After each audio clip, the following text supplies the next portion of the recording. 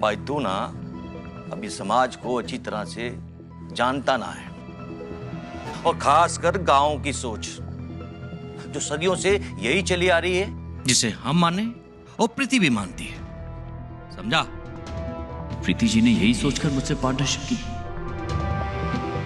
ठीक है भाई साहब, अब ये जरूरी तो है नहीं कि आपकी सोच मुझसे मेल खाए और मेरी आपसे। सबकी अपनी सोच, अपना नजरिया। चलिए हल्दी के लिए तैयार हो जाता हूँ। और ना भाई ना, हल्दी पे तू ये पैंट शर्ट ना पहन सके। क्यों, ये अच्छी नहीं है? तूने खुद ही कहा था कि हल्दी पे एक जैसे कपड़े पहनेंगी औरतें और एक जैसे कपड़े पहनेंगे मर्द। ये व्यवस्था तुमने खुद ही की थी ना, और खुद ही भूल गए। ये ले।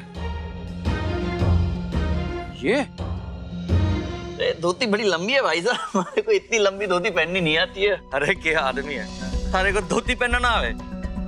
अरे पैंट पहनना क्या सीखा, अपने गांव की संस्कृति ही भूल गए। ला मैं सिखाता हूं तेरे को धोती कैसे पहनते हैं। देख ऐसा पकड़ा, ऐसे घुमाया।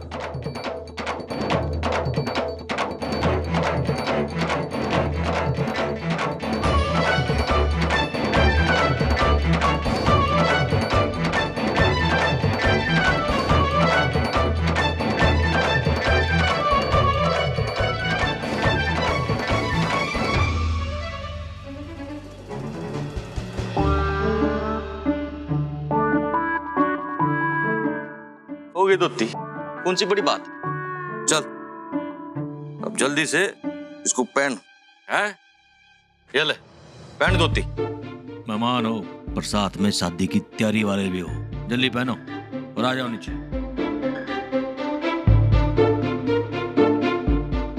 ये क्या करके चले गए? धोती धोती कैसे पहनूंगा मैं?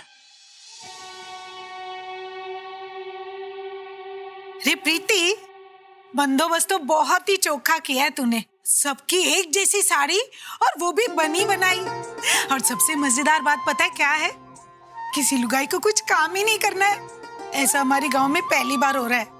हाँ जे बात। सच में बहुत मजा आ रहा है।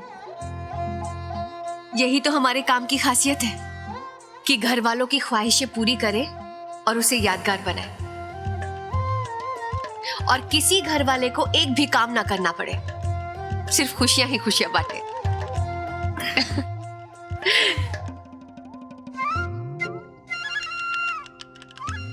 ये प्रीति, तेरे को लैपटॉप चलाना आता है? अभी अभी सीखा है। बहुत मेहनत लगती है सुमन जी। ये कोई जंग लड़ने से कम नहीं है। हाँ? अरे माँ ने भी तो बता क्या चला बे। देखिए बुआ साहब, ये जो बटन है ना, इसको ऐसे दबा देते हैं, ऐसे।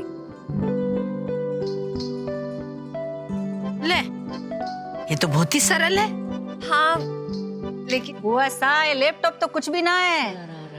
शहर में ना प्रीति का एक बहुत बड़ा सा, इस हवेली जितना बड़ा एक ऑफिस है, और उस ऑफिस में एक बहुत बड़ा कमरा है जो इस एकली का है,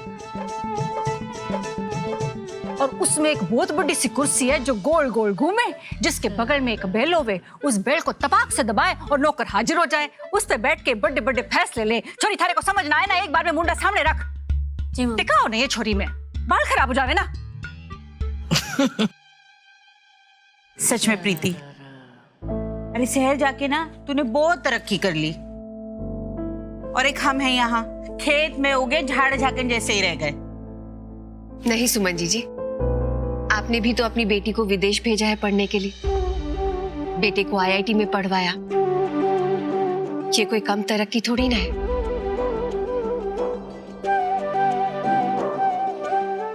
मेरे लिए बड़े ऑफिस में रहना, गोल घूमने वाली कुर्सी पर बैठना, ये उतना मायने नहीं रखता।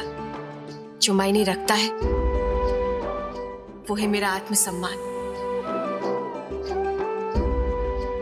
ताकि मैं अपनी जरूरतों के लिए दूसरों के सामने हाथ ना फैलाऊं।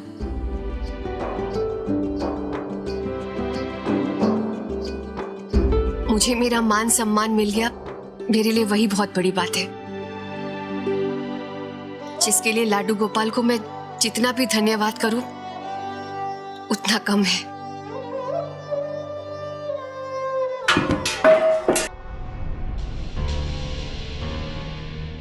क्या होया? ओह नो, गलती से गिर गया। कोई बात को नहीं, गलती तो इंसान से ही होवे है। रे बीननी, अब गिर गयो है तो उठाकर रख भी दे। आउच।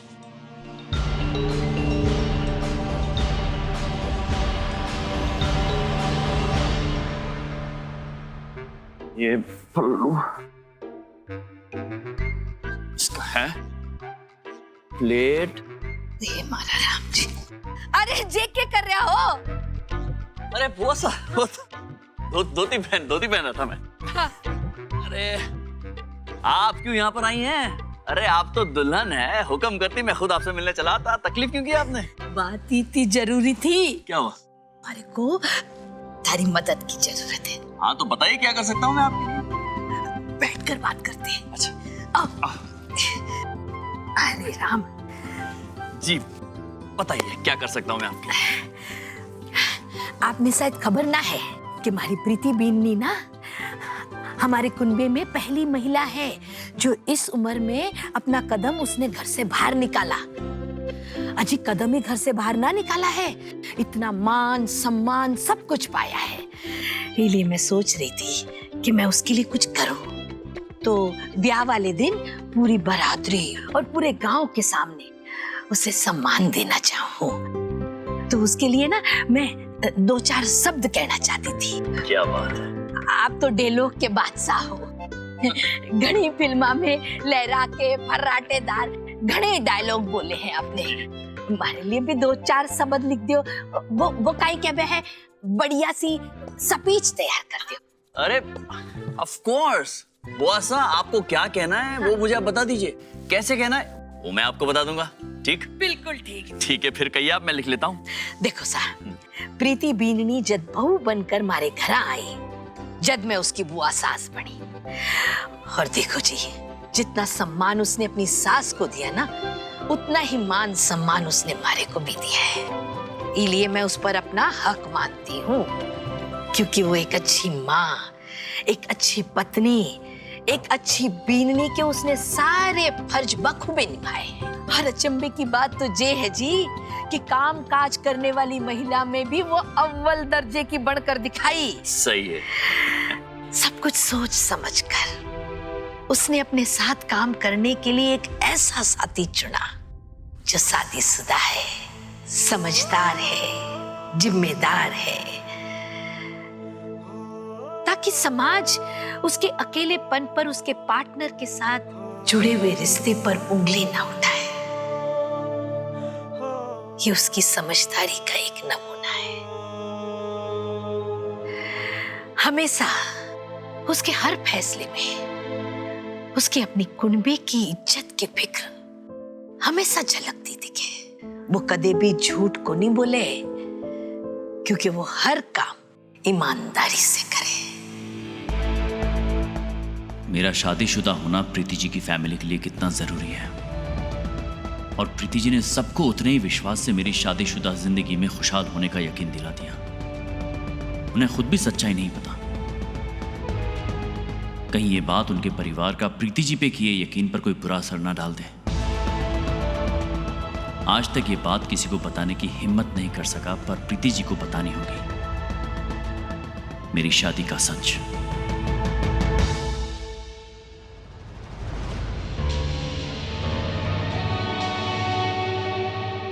वैसे मम्मी जी कोई बॉस वॉस नहीं है, असली बॉस तो केटी जी हैं। एक एक पैसा उनका लगा है उस बड़े से ऑफिस पे, वो घूमती हुई कुर्सी पे और वो घंटी वाली मशीन पे। नहीं मम्मी जी? सुमन सा, ऐसा है ना जैसे इंसान का शरीर हो गए, उसमें दिल भी हो गए, दिमाग भी हो गए, पर दोनों में तालमेल होना बहुत जरूरी है। शादी मुबारक ना प्रीति सा और केटी सा की कंपनी। इसमें दिमाग है केटी सा और दिल है प्रीति, दोनों में तालमेल है। इसमें कोई बड़ा छोटा नहीं, कम ज्यादा नहीं, दोनों में सब कुछ बराबर का है। कोई थारा और मारा ना है। ऐसे चले शादी मुबारक। अच्छा प्रीति, केटी साहब के साथ काम करने से पहले तुम तो उनको जानती ही नहीं होगी, फिर काम करते वक्त तुम्हें डर नहीं लगा?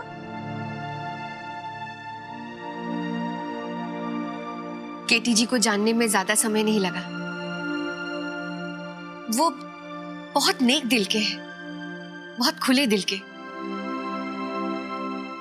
जैसे मैं अपने रिश्तों को ईमानदारी से निभाती हूँ, ठीक वैसे ही केटी जी भी अपनी जिंदगी के रिश्तों को बहुत ईमानदारी से निभाते हैं। जैसे एक अच्छे बेटे होने का फर्ज निभाना, अच्छे पति होने का फर्ज निभाना, अच्छे पिता होने का फर्ज निभाना और एक बहुत अच्छे पार्टनर होने का फर्ज निभाना।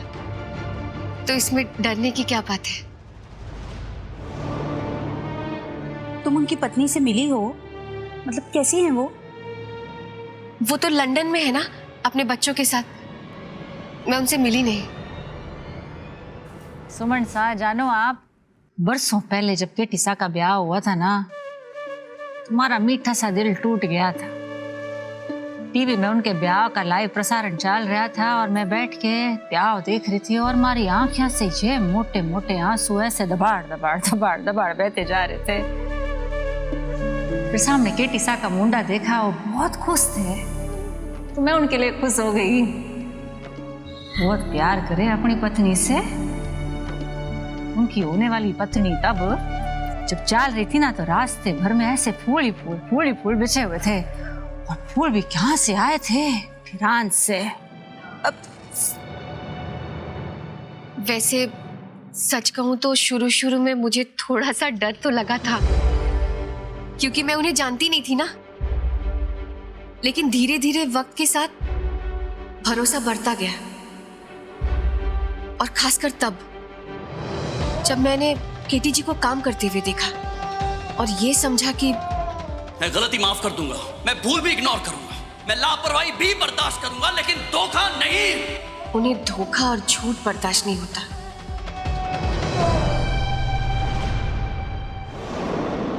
जब मुझे झूठ और धोखा बर्दाश्त नहीं, तो मैं प्रीति जी से झूठ कैसे कहता रहा अब तक? अब बस मैं प्रीति जी को सब सच बता दूंगा।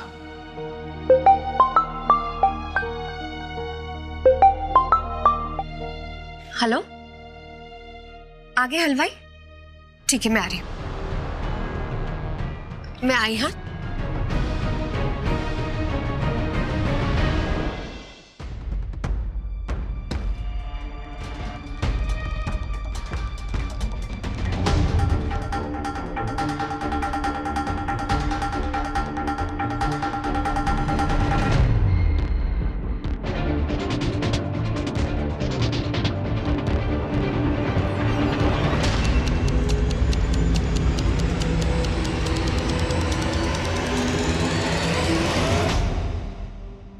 सारी तैयारियां होगी?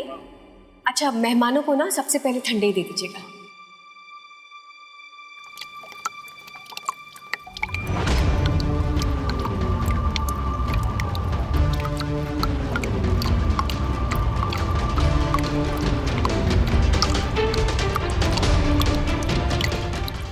इसे तो किसी चीज से बांधना पड़ेगा। प्रीति जी, फाइनली आप मिल गई। मुझे आपसे बात करनी है। आप यहाँ क्या कर रहे हैं? मैंने आपको मना किया था ना कि हम अकेले में नहीं मिल सकते। अब चाहिए यहाँ से। मुझे आपसे एक बहुत ही अर्जेंट बात करनी है, अभी इसी वक्त। क्या बात करनी है?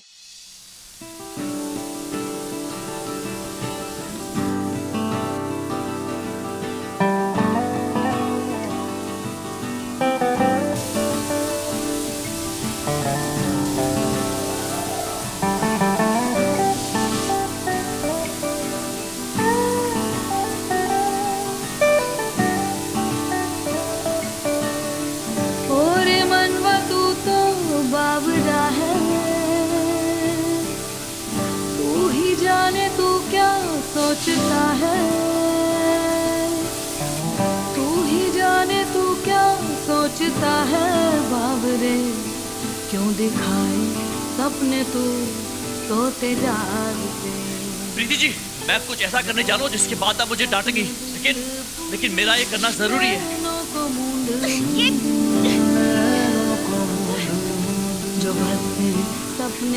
हाथ हटाइए। नैनों को मूंद मूंद कैसे मैं चलूं, देख ना सकूं अनजाने रास्ते। जैसा है कोई एक तारा घूम, जैसा है कोई एक तारा घूम, जैसा है कोई एक तारा घूम, जैसा है कोई एक तारा धीमे बोले, कोई एक तारा धीमे बोले, कोई एक तारा घूम, जैसा है कोई एक तारा घूम, जैसा है कोई एक तारा। वो आपको बाल बांधने के लिए कुछ और मिल जाएगा, लेकिन उस वक्त पानी बंद करना ज्यादा जरूरी था। आप क्यों नहीं समझते केटी जी?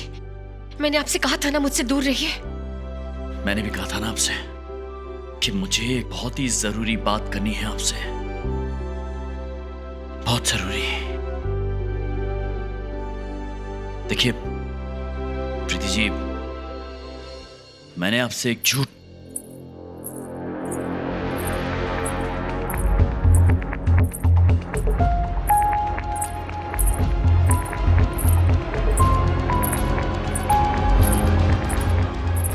इस तरह कोई भी देखेगा तो गलत ही सोचेगा।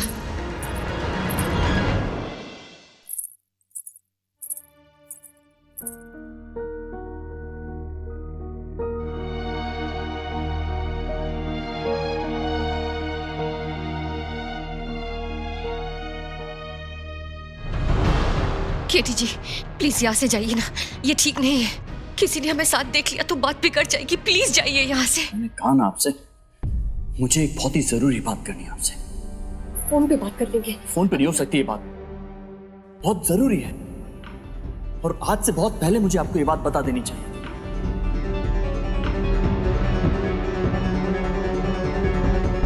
ऐसी क्या बात है? प्रीति जी, दरअसल बात यह है कि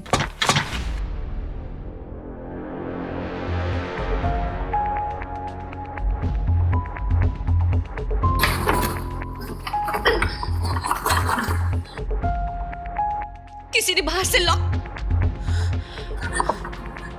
क्या करूं मैं?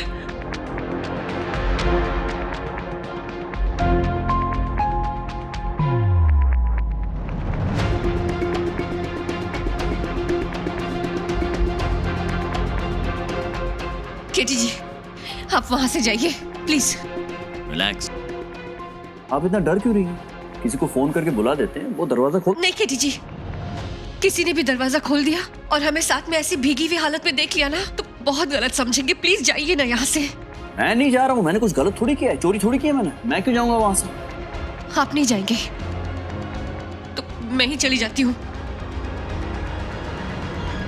अरे रुकिए रुकिए रुकिए, नीचे उतरिए, उतरिए नीचे। हीरो मैं हूं, स्टंट मैं ही कर लेता हूं, लेकिन एक बात कह देता हूं, मुझे ये सब करते हुए अच्छा नहीं लग रहा है। हमने कोई चोरी नहीं की हुई जो मैं से चोरों की तरह बर्ताव कर रहे हैं। एक आदमी और एक औरत अकेले में बात नहीं कर सकती। गलत तो नहीं है ना कुछ? आपकी इस बात से और आपके इन विचारों से मैं सहमत नहीं हूं। केटी जी ये मेरे विचार नहीं है, ये जगह ऐसी है और जहां हम रहते हैं वहां के हिसाब से चलना पड़ता है। मैं नहीं चाहती कि मेरे ससुराल वाले मेरे बारे में गलत या बुरा सोचे। मैं उन्हें कोई मौका नहीं देना चाहती। ठीक है, चाह रहा हूं, लेकिन ये सिर्फ आपके लिए कर रहा हूं मैं, याद रखना। Thank you. केटी जी संभल कर, बाहर कोई देख ना ले।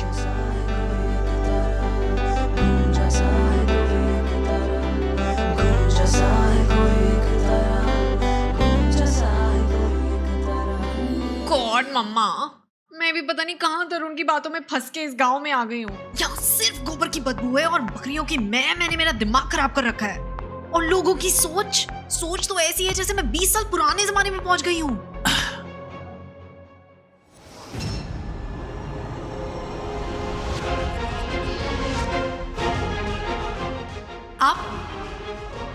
आप ऐसे कूद कर क्यों आए?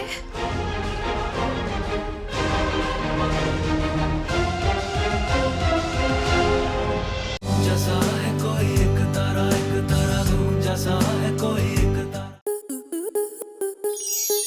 स्टार प्लस के ऐसे ही और बेहतरीन लम्हे देखने के लिए सब्सक्राइब करें हमारे YouTube चैनल को।